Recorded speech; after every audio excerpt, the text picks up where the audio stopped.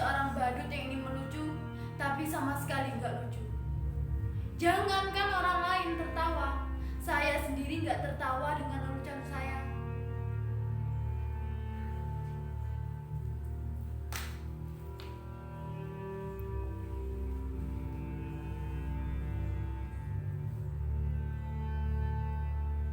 Mungkin kalian pikir menjadi badut itu adalah pekerjaan yang paling gampang. Tinggal bertingkah kocak, orang lain akan tertawa. Tapi jika kalian jadi saya, kalian akan tahu susah membuat orang tertawa, apalagi ketika kamu sendiri sedang tidak ingin tertawa. Apalagi ketika kita di zaman orang mudah marah dan tersinggung. Membuat lelucon tidaklah semudah yang dibayangkan. Bisa-bisa karena lelucon kamu dipidanakan, karena dianggap menghina dan mencemarkan nama baik. Kawan baik saya, seorang pelawak, dipenjara hanya karena membawakan lelucon. Dia bercerita tentang seseorang yang memanjat pohon kelapa jam 10 pagi. Kemudian dari atas pohon kelapa, orang itu mengumandangkan azan subuh. Tentu saja itu membuat gempar seluruh kampung. Orang-orang langsung berbondong mendatangi orang itu. Bahkan ada yang berteriak marah menghujatnya. "Hei kafir, turun kamu! Berani-beraninya kamu melakukan penghinaan azan subuh jam 10 pagi. Dasar aneh, kafir!" Tapi dengan santai kawan saya menjawab, "Loh, siapa yang aneh? Siapa yang kafir? Coba kalian pikir, saya jam subuh jam 4 di masjid, gak ada dari kalian yang datang ke masjid. Tapi kenapa ketika saya jam subuh jam 10 pagi, kalian malah berdatangan ke sini? Coba kalian pikir, siapa yang aneh? Siapa yang kafir?" Orang kok gampang mengkafir-kafirkan orang lain hanya karena berbeda jadi permusuhan. Orang-orang sekarang seperti senang bertengkar.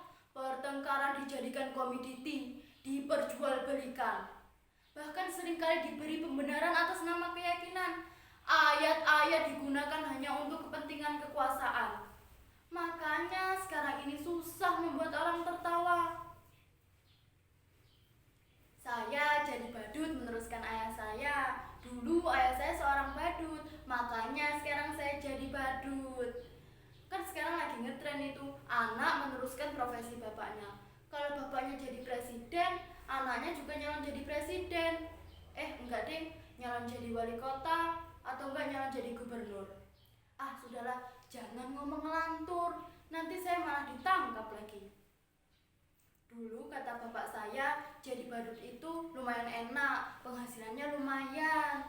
Bapak saya sering diundang karena orang-orang masih butuh hiburan. Pelawak dan badut dulu masih dianggap lucu. Lah, kalau sekarang pelawak saja kalah lucu kok sama politikus.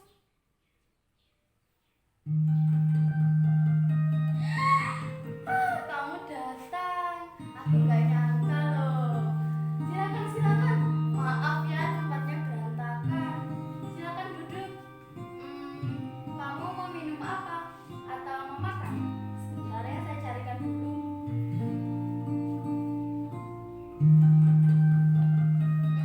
Kamu gak lapar kan? Gak haus? Syukurlah, kebetulan saya juga gak punya apa-apa. Tapi bisa pesen GoFood kok. Tapi kamu yang bayar ya. Yang datang itu pacar saya. Loh, jangan tersenyum mengejek begitu. Badut kayak saya juga manusia, bisa falling in love dan punya pacar. Gimana pacar saya? Ganteng toh? Namanya Bagas. Terima kasih kamu sudah mau datang. Saya kira kamu sudah melupakan saya. Kamu rindu ya sama saya? Sama saya juga. Jangan rindu itu berat. Kamu gak akan kuat. Biar saya saja. Saya kira kamu sudah gak mau sama saya.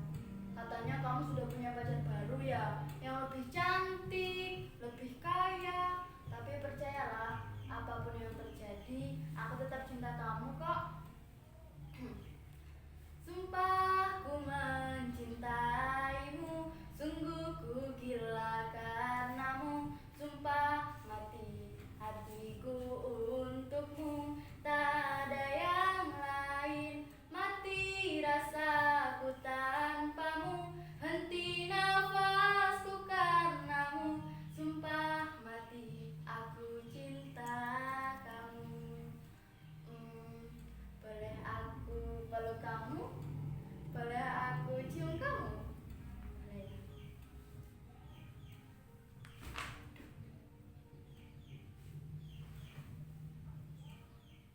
Bagas, Gas, Bagas.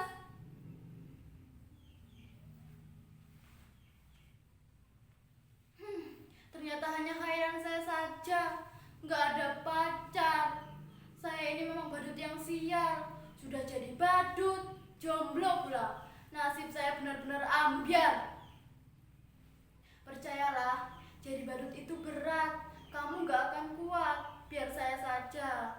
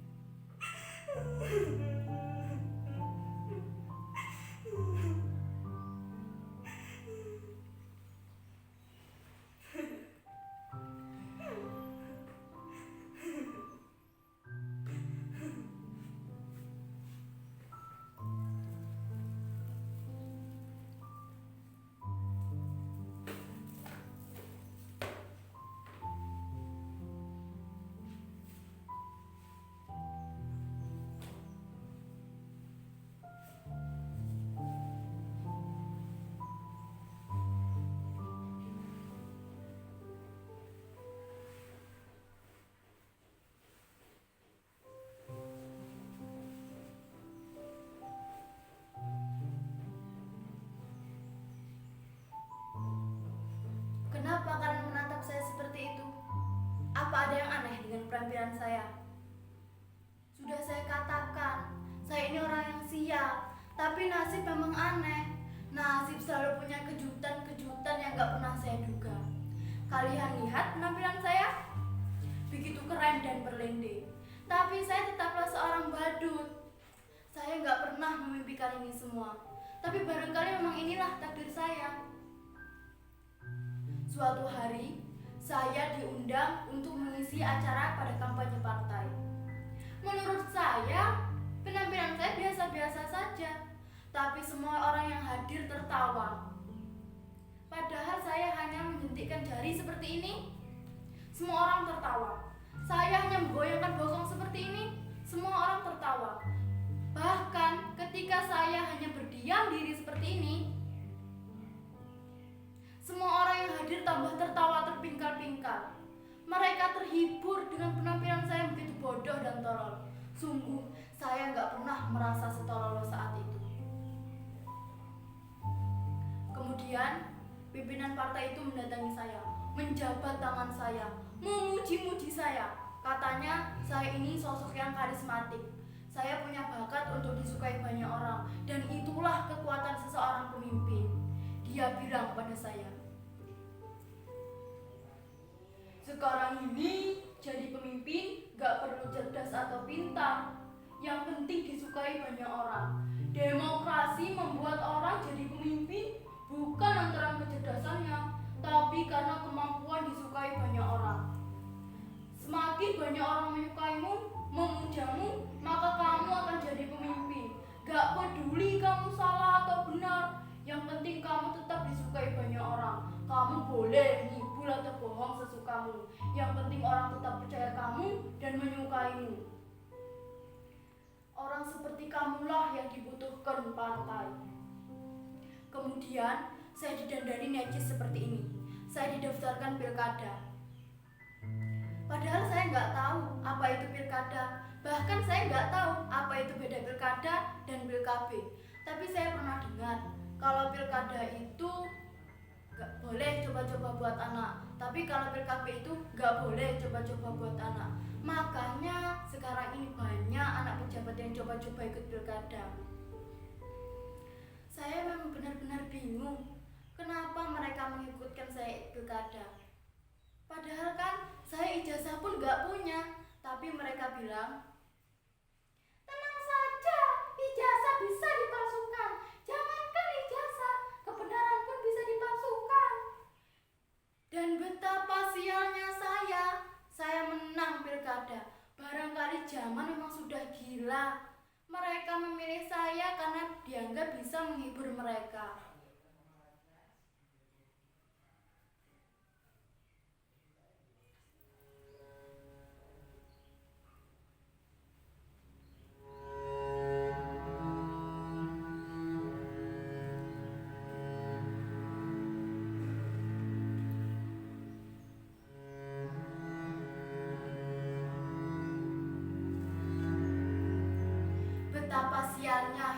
saya.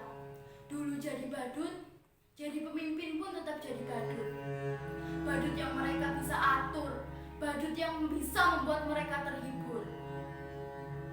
Sudah saya bilang, menjadi badut itu berat. Kamu gak akan kuat. Biar para pemimpin saja. Hahaha.